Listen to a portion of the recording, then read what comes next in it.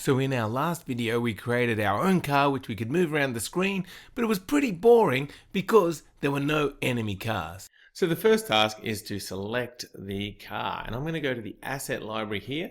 So I might use this red one here as the enemy car. So I'm going to copy this location. Now you could draw your own car, so if you feel like that, get inspired and draw your own car. You can always upload it down here by selecting some files. But I'm just going to use that car that's already in the asset library. And so just here, after we've created our own car, I am going to put a comment, create the enemy car.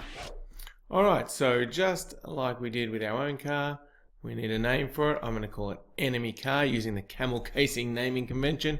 And that's equal to a sprite. And the file name is that, and then the location, let's put it the same spot as ours across the screen, but I want it to start at the top of the screen. If this is our car, I want to turn it 60 across, and I want it to start here.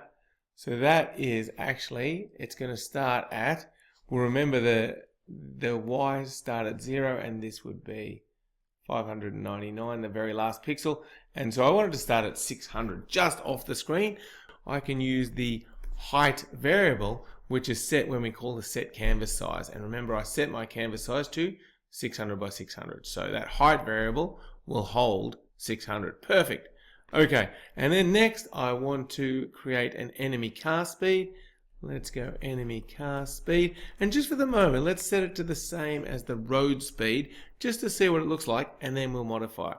Great. Now remember, if I run this code now, I won't see the enemy car. This just creates it in memory. To actually draw it on the screen, I need to do enemy car.draw. So I'm going to do that after we've drawn our own car. So here we go, enemy, if I could spell that would help, enemy car.draw. Now remember, I've created it off the top of the screen, so we won't see it if I run the program here. But let's add some code, enemy car.moveBy, that moves the car down the screen.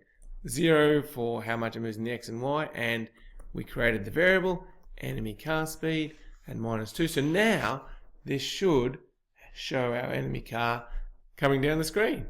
Great! Now there's a few problems here. Firstly, there's no collision detection, we'll get to that, and also, the enemy car, when it goes off the bottom of the screen, it's gone forever. It doesn't reappear. So let's fix that first. Now, how do we know when it's gone off the bottom of the screen? Well, I need it to be down here. So the bottom left-hand corner of the car at that point will be below 0 by the height of the car. In my code now, I can just do this little trick here. I can say if enemy car.y is less than minus the enemy car.height. And if that's true, let's respawn it back up to the top, so we can go enemy car.move2, so transport at this time, 260, which is the X position it's currently at, and back up to the height of the screen. And now we should have our enemy car coming down and then respawning at the top once it goes off the bottom of the screen. Yes, great. All right, this is a good start. Now, there's a couple of things we could tackle. Let's do the collision detection. Why not? All right. So, the way the collision detection works is we can do here collision detection comment. What we need to check is if our car overlaps the enemy car. So we've got our sprite.overlaps, our car.overlaps, and we can put any other sprite in here. So I'm checking whether it's overlapping with the enemy car. I could also check whether it was overlapping the lane markings, but I mean that wouldn't make sense in this game. But for a general rule, you can check if one sprite overlaps another with this syntax. Now, now if that is true, what do I want to happen? Well, remember that this whole animation or game loop is happening while the variable playing is true. So as long as playing is true, we keep doing this. So if I set playing to false, this loop would stop and hence the game would stop. So when we crash, I can simply say playing equals false. Alright, now let's have a look. When this comes down, I run into the car, Oh, there we go. The game has stopped. And now if I don't run into the car, so I move out of the way. Yes, this is good. It just respawns and the game continues. All right, so there's a couple of other things I don't like here. The car is coming down at the same speed as the lane marking. So essentially this car is not even moving because we're going up the road at a certain speed and this car is maintaining the same speed as the lane markings and the plant. So it's stationary. So this car needs to be moving. In other words, it needs to be coming down the screen slower. Now to do that, it's already going pretty slow. So what we should do is speed up the lane markings and maybe keep this car at the same speed. Let's try that. So we've got our road speed variable up here. Let's try and set that to say -10, and then it'll look like the enemy car is actually moving faster. Yeah, look at that. So now the enemy car is actually going forward, it looks like, and then we can pass it by and the road's going pretty fast. Hey, this is starting to look good. There's one more thing I want to do before I finish this this section of the video. Actually, there's two more things. Firstly, the car's always respawning in the same spot, which is not great fun, is it really? I can just stay here and the game would never end. It's never going to hit me. So I want to respawn it to a random position. Python has this great library called the random library.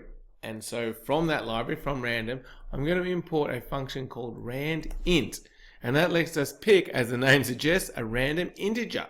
So when I respawn this car, instead of moving it back up to 260 across and the height of the screen, I'm going to replace this 660 with the function randint, and I need to pass in the minimum value I want to pick, which is, let's say, at 0, and then I want to pick the maximum value. Now, I could use the width of the screen, but if I use the width of the screen and it picked 600, then it might draw the car here off the screen. So really, the maximum I want it to be is less than that 600 by the width of the car. So the width of the screen minus the car.width. And that is the maximum number I want to pick. All right, so let's go in here and put width minus, it's actually the enemy car.width. Great. So now this bit of code I've highlighted here will pick a number between, I think the width of the car was like 150, around that. So it'll pick a number between 0 and 450. So the car will always appear on the screen and always back up to the top. All right, let's try that.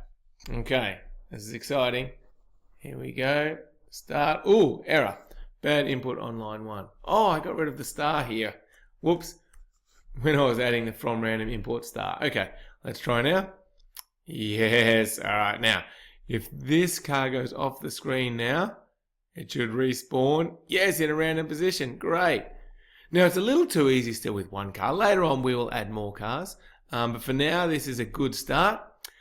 The next thing I want to do is just add a scoring system. So let's do that quickly. So first of all, we need a score. So let's, up the top here, create a variable and, oh yeah, be careful not to remove any of that. Let's create a variable for the score. We will say score and we'll set it to 0 to start with. And then I'm going to give a point every time the car respawns up to the top. I think that's a simple way to do it. So down here, when the car goes off the road, move it to the top and then say score equals score plus 1. All right. Now, just having the variable is good, but I really need to display it. So let's display it. And so I'm going to display the score last, so it will go over the top of any other cars. Let's do it. What sort of color should we make it? Let's go display score. I'm going to say fill. Let's make it a gray color, 200, 200, 200. And then to fill it, we say score, and then we write the text we want to appear. So I want to say score, and then I want to append to that the actual score, but score is an integer and I can't add some text and an integer. So I need to convert this to a string in order to be able to display it. And then I need to specify the X and Y, which is the lower left corner of the text. So I want to put it up here somewhere, like I want it to be top left score, and then it'll say like 2. And so I want it to be maybe just this point here to be maybe 10 pixels in, and let's say the height of the screen minus 60 pixels, because I'm going to make the size 50. Yeah, let's do that. Let's make it 10 pixels in the X, and then the height of the canvas minus 60 pixels. And then the last parameter here I'm going to put in is 50, which is the height of the size of the text in pixels. Great, so that should display the score now. Let's see. Yeah, score 0, and that is good, except I forgot that I actually want it to be on the black road, so I don't want it to be on the side of the road. So let me update that. Instead of moving it in 10 pixels, I'll move it in 30 pixels, and then, oh, still not enough. Let's make it 40 pixels. Stop the game. 40 pixels. Oh, still not enough. Okay, maybe I should have used some grid paper to figure this out. I reckon that's still not enough. Wow. Okay. All right, this video is going on too long now. Let me do 60 pixels. That looks good. And now we can finish the video. We have our enemy car, and we are looking good. All right, see you in the next video.